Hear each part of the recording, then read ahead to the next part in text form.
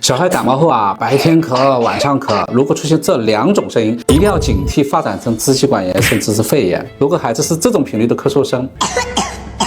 咳嗽声短促、剧烈、弹簧粘稠，不容易咳出，还伴随发热、咽喉疼痛、口干口臭等。如果经中医辨证，属于肺热咳嗽，肺热不清，极易引发支气管炎，甚至是肺炎。可以给孩子用点清热解毒、宣肺化痰的中成药，比如医院常开具的小儿肺热咳喘口服液，它是在麻杏石甘汤的基础上，加入了金银花、连翘、鱼腥草等等清热解毒药，以及麦冬、知母等养阴润肺药。经临床研究，小儿肺热咳喘口服液对上呼吸道感染及支气管炎患儿有退热、祛痰、止咳的作用。如果孩子的咳嗽声是这种呼噜呼噜的，